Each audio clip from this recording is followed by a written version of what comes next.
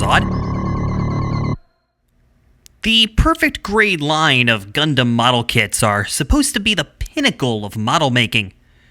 Unsurpassed engineering, the ultimate expression of giant robot in plastic. So why does this one come with real grade stickers? For the uninitiated, real grade Gundam kits are wonderfully detailed and average about $30. They also come with a huge sticker sheet to add further accents. The perfect grade Gundam Exia comes with a similar sticker sheet made of the same material. Except the model it's intended for is much larger, and nearly 10 times the price. A perfect grade Gundam Exia will cost you right around $280 if you decide to get the one that lights up. An imperfect version of the perfect grade Exia, one that doesn't light up, is also available for $170 or so. If you cheap out and decide to get the incomplete PG Exia experience, don't worry. Bandai will happily sell you a separate LED set for your perfect grade Exia for $150. Then there's the task of getting them installed. Unlike simpler LED units for other kits, the PG Exia has multiple strands of LED cable. That's because it weaves through the inner frame in order to produce its lighting effects. So if you build a non-light-up Exia, and down the line you want the correct experience, you have to disassemble it entirely. The quirkiness doesn't end there. Before the perfect grade Strike came along and ruined everything, perfect grade Gunpla used to be more complex than the hidden meaning of a prog rock song. A single arm could contain as many parts as most entire kits. To show off some of this detail, Bandai's engineers would add hatch gimmicks to the kits so that you could see what was underneath. When the perfect grade Exia was announced, it was also announced that hatch gimmicks were making a comeback, and there was much rejoicing. And then we saw that the frame had about as much attention to detail as the outside of a refrigerator. And the rejoicing stopped. On mine, I used some nice chrome pens and a gold leafing marker to add some classy flourishes, none of which line up with the kit's hatch gimmicks. So, it's a big kit with cheap stickers and inner frame designed by Johnny Ive and tiny feet. It also has those. But Exia, it's a love affair. Mainly Setsuna and his Gundam.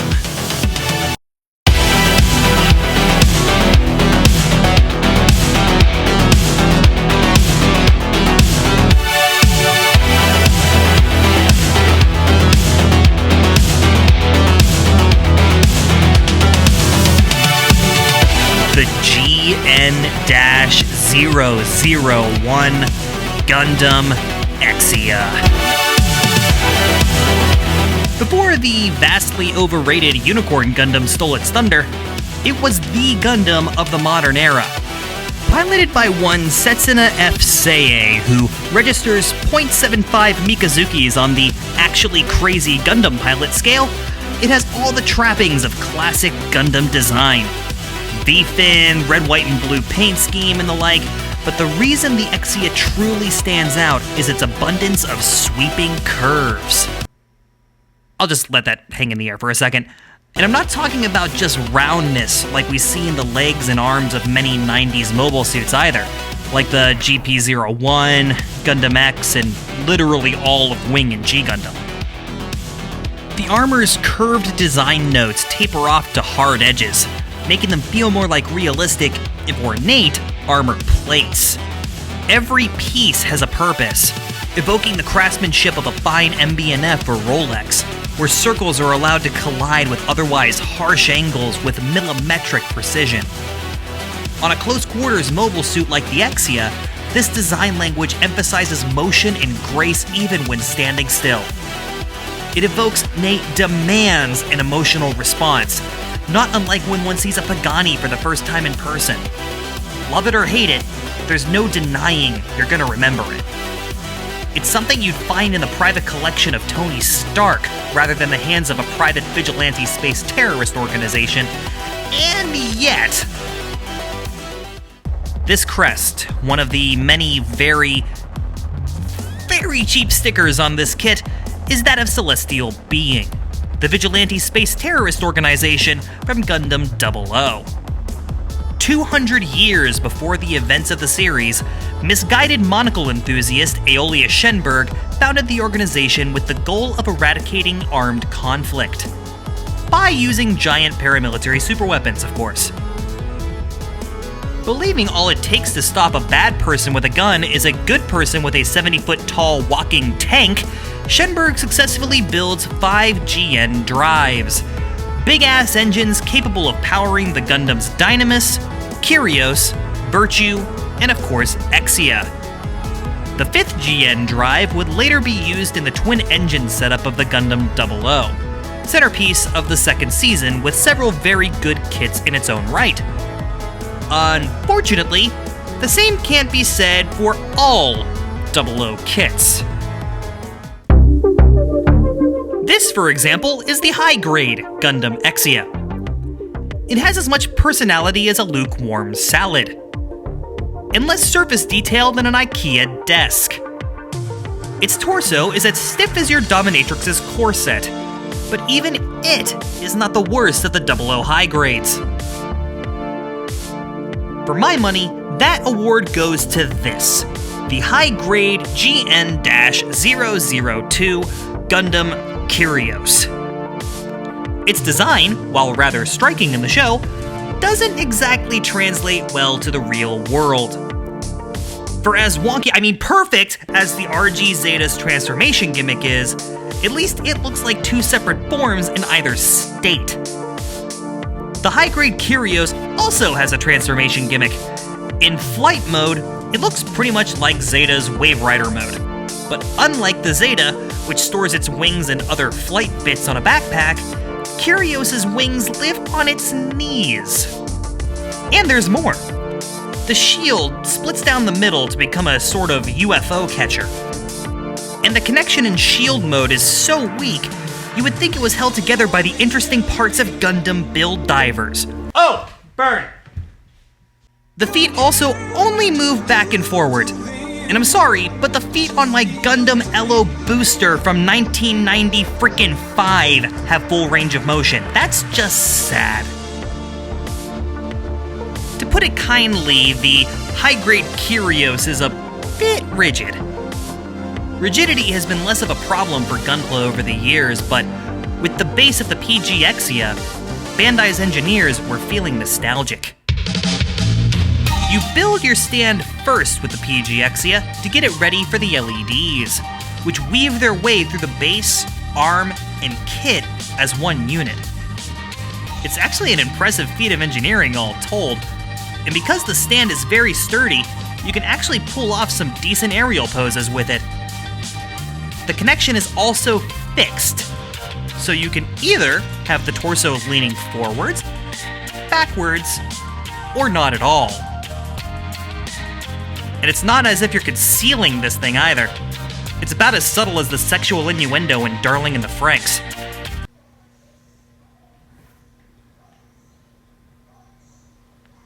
Still want that. If you've never built a perfect grade before, nothing prepares you for the sheer size of the thing. This kit is big. Upright, it stands easily more than twice as tall as its high-grade brethren, which makes sense, as the kit comes packaged on 20 more runners than the high-grade's paltry 3. Each limb exhibits superb flexibility, allowing the builder to show off pretty much any pose they'd like. Even the ones that make you feel things. Overall, a great showing for a kit from the best gateway to the Gundam franchise in years. The fuck was that? I sneezed. I tried to hold it back. God fucking damn it. You messed up my best take, you asshole. It is often said that 00 is a Gundam series for the 21st century. Even more so than Gundam Seed, which was literally the Gundam series reimagined for the 21st century. In an interview with Anime News Network back in 2009, director Seiji Mitsushima And scenario writer Yosuke Kuroda, now listen, I'm terrible at pronouncing Japanese names, I've made that clear before, I'm so sorry if I butchered those names because I know I did, spoke at length about the influence current events of the time had on the show. Although they state no one event directly inspired the series, they cited 5 themes of the day that dominated the conceptualization of the series: religion, territory and land, energy, nationality, and history. One doesn't need to spend long on social media to see that these things are still very much in the cultural zeitgeist, which might explain its persistent appeal to this day.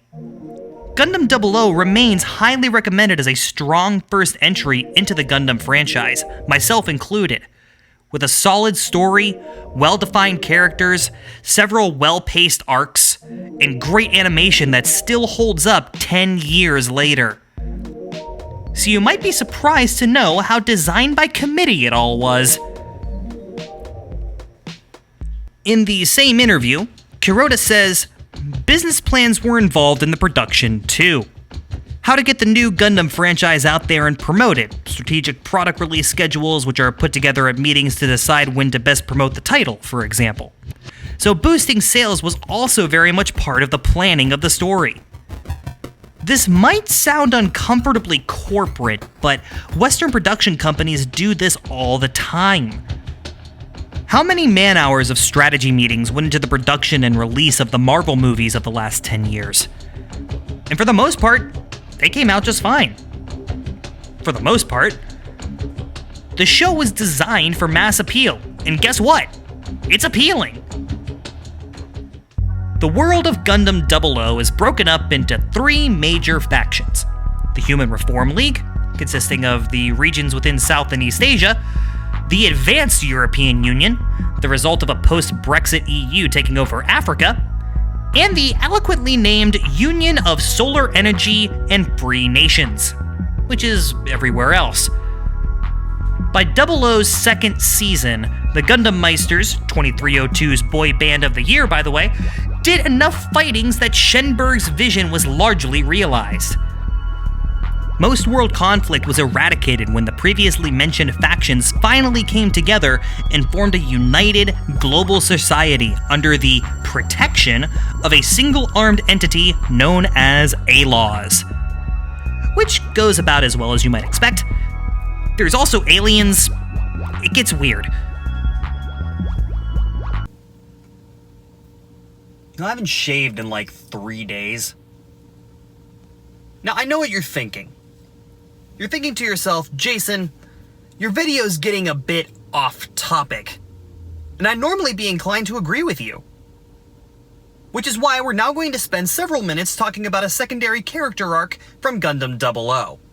But here's the thing. I can't think of a better analogy for how I feel about the perfect grade Exia lighting version than this secondary character arc from Gundam 00. So indulge me. There's a particular arc in Gundam 00 revolving around a secondary character named Louise Halvey. She is a spoiled child.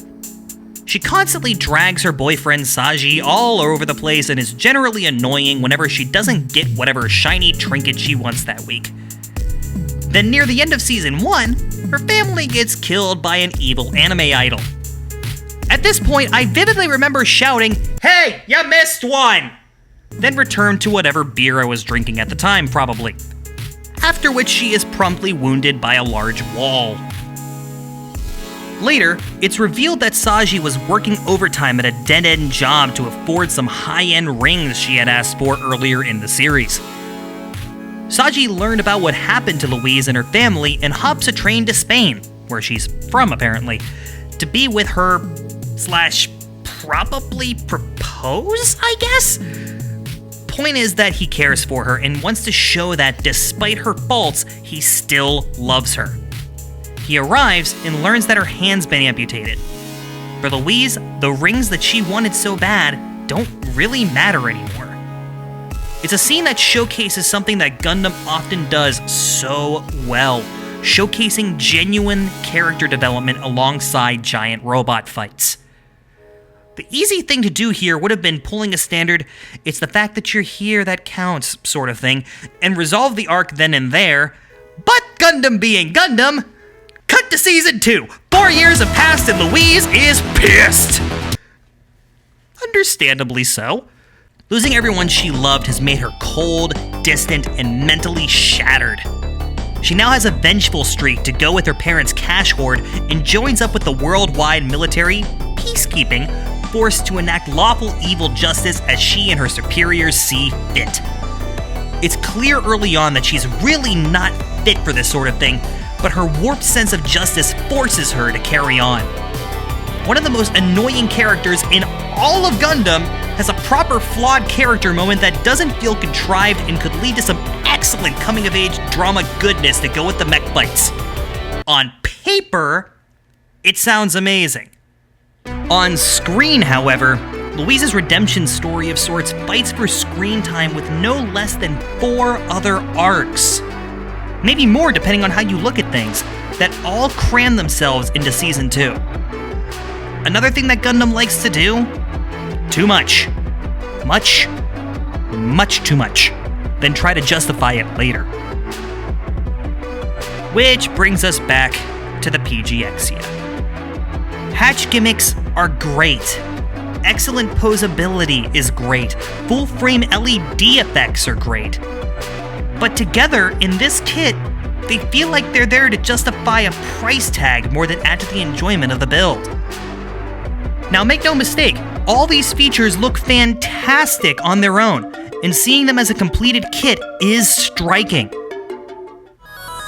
But then you look at it again, alongside other perfect grades, and even other excellent master grades like the Sazabi Verka. You get the sense that Bandai added many of these features to make the kit look better in advertisements. This is a great kit, no doubt, but it tries to do so much that its individual features don't add up to its nearly $300 price tag. Why have hatch gimmicks if there's so little of interest underneath the armor? Why have full inner frame LEDs if they're attached to a controller box that runs on AA's in current year and times out after a few minutes? This kit is part of Bandai's Gunpla Evolution project. Bolting on features to say you didn't doesn't innovation make. I should mention that I got this kit as part of an incredibly generous Secret Santa exchange. Go back and watch the Santa Gunpla video, it's fantastic. And I do love how good this thing looks on my shelf. But I have to look at this through the lens of a prospective buyer.